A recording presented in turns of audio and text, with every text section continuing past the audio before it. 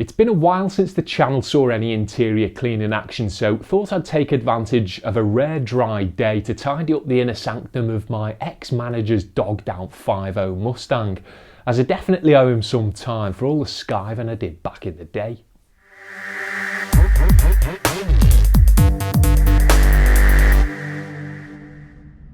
So way before I was a revered sponge jockey, I was employed by a certain DIY warehouse to collect trolleys, but spent most of my time there either stalking snazzy motors, sunbathing or secretly sleeping off hangovers.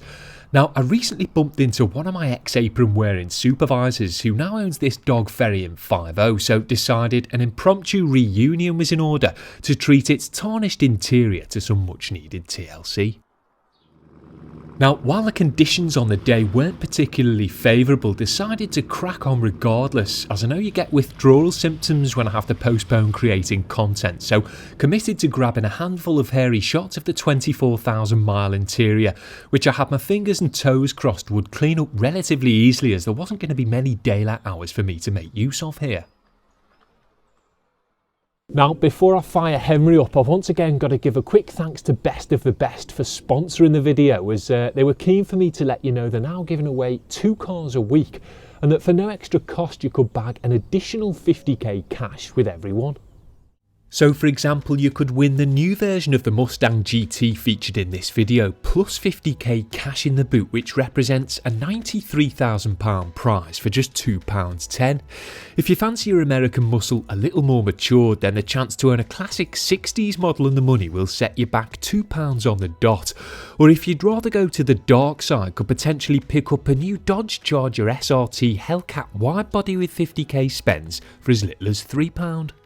Now, you've only got to be 17 to enter, but the competition does close at midnight on Sunday, so for your chance to win a dream car from BOTB, check the link in the pinned comment or description below.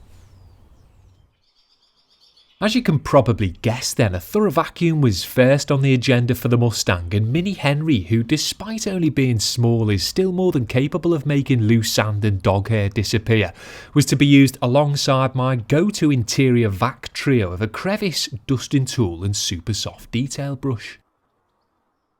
So once the mats had been removed, the front seats were pulled forward to open up the compact rear, because as I always do with interiors, I'd be working back to front. I then set about the seats first, using the dusting brush to suck up as much of the loose lab hair as possible, which as you can see for the most part worked a treat. But while quickly vacuuming up loose stuff is one thing, making sure to release trapped hair and unseen sand from seams and crevices is another.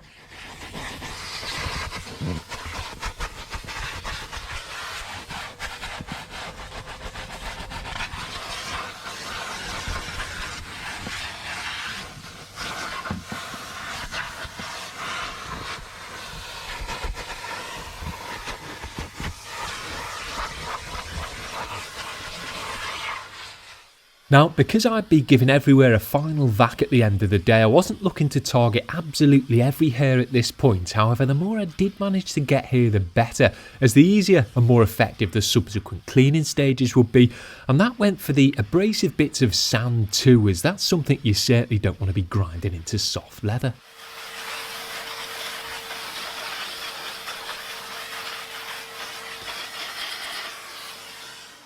The carpeting, including the awkward to access rear parcel shelf, which was somehow also caked in hair, was then tackled with the Crevice Tool, which was a pretty straightforward affair, as unlike my own top of the range car that has horrible to hoover poverty spec carpets, my ex-manager's Mustang was sporting surprisingly good quality ones, so thankfully a simple vac was all that was required to bring them back to life.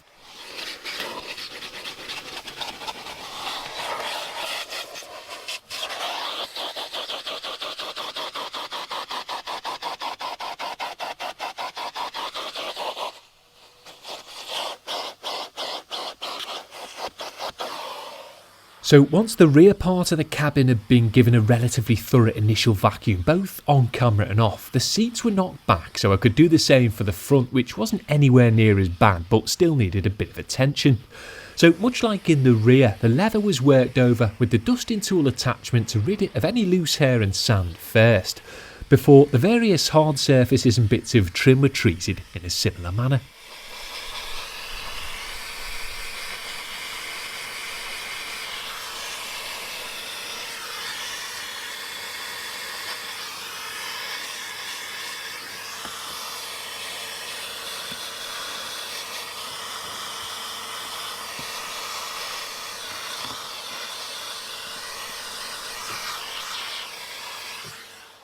The last bit of initial vacuuming was reserved for the two front mats, as while I was planning to give them a bit of a wet vac later in the day, made sense to give them a quick once over with the Crevice Tool here just in case I didn't have time. But either way, once I'd finished up with the initial vacuum, it was then time to finally move on to the next stage of the clean. A general wipe down plus some targeted spot cleaning with a mild all-purpose cleaner I'd previously diluted 10:1 with water was then in order to remove any unsightly soiling and give most of the interior surfaces a much needed cleanse.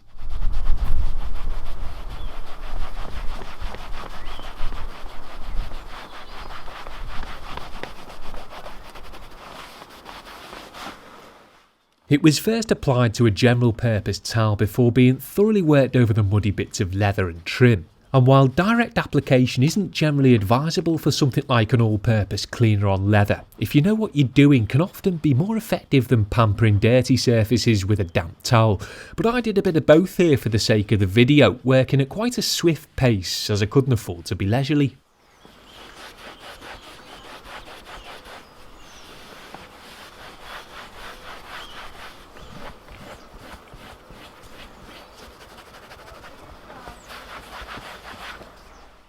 I decided to work the main panels of the seats over with an APC primed super soft detailed brush just to help pull any oils or canine fallout from the grain, and while a dedicated leather cleaning product would technically have been better, I went with the diluted all-purpose cleaner instead because I wanted to hit the leather and plastic in one go and save some time, but a mild diluted product like this should still be up to the job.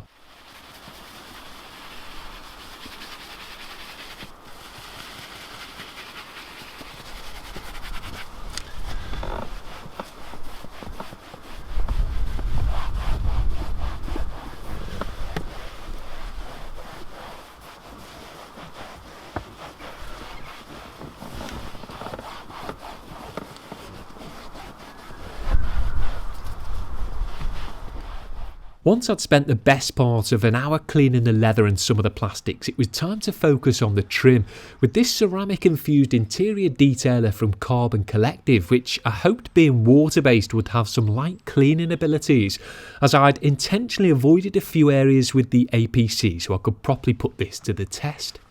Now again, it's best to apply something like this directly onto a towel, but I like to show the product on the surface if possible. So first grab some direct application shots of the super slick feeling Nuovo being worked into the trim before a towel application was used to finish off the rest of it.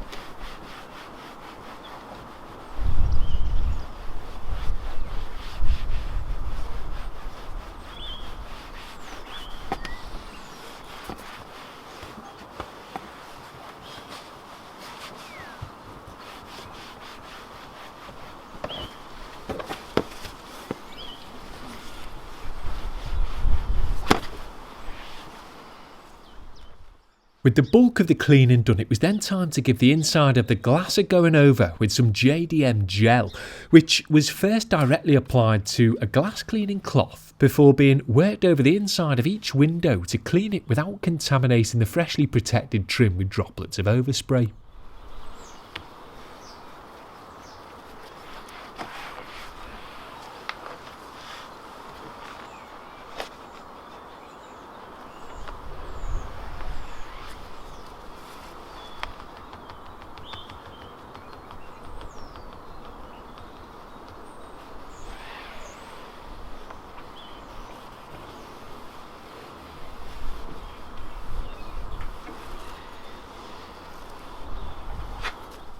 Once wiped over with the dedicated cloth, the glass was then buffed off with a fresh general purpose towel to remove any light smears the initial wipe down may have left and give me a good feel for whether or not the glass was acceptably clean and smooth.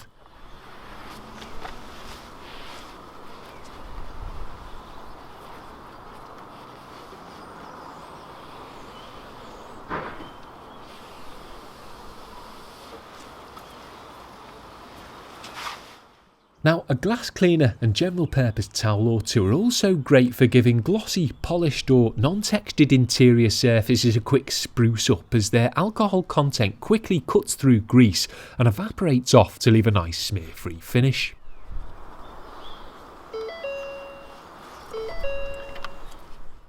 Infotainment screens shouldn't regularly be tended to with glass cleaners, as their anti-glare coatings can be compromised by the alcohol in them, but a light one-off clean like the one I performed here shouldn't do any long-term damage.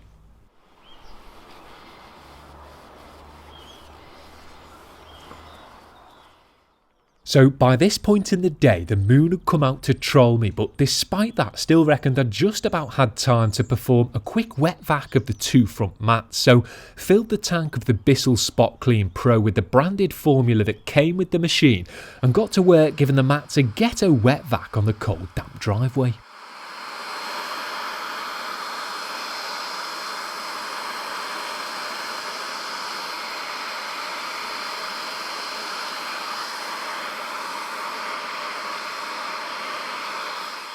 Once they'd been sufficiently pre-sprayed with formula, they were worked over with a tough shine Tyre brush, as despite being designed to scrub rubber sidewalls, they can be great for agitating certain types of carpets and mats too.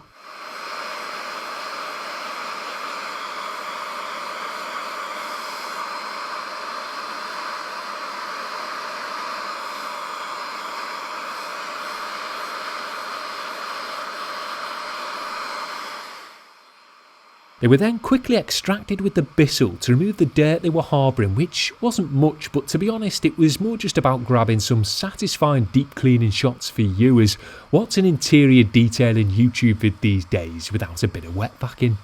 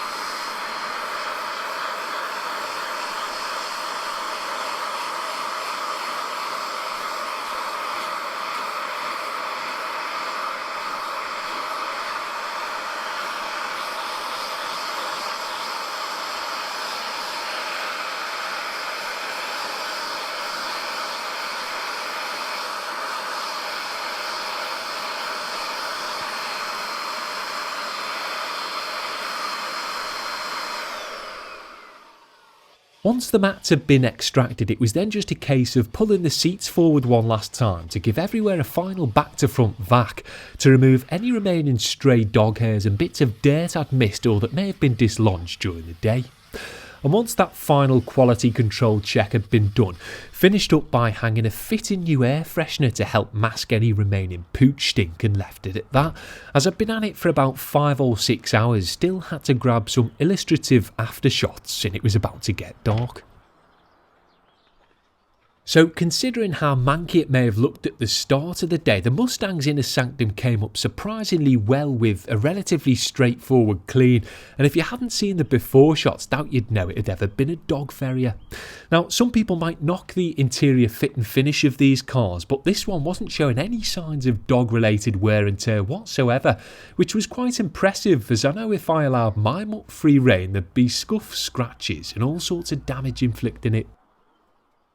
So as I say, it's been a while since I uploaded any interior cleaning action, so if that's what tickles your fancy, let the YouTube algorithm know by giving the video a thumbs up, sharing it or commenting with some witty banter below, and in return I'll make sure I get something else uploaded for you later this month.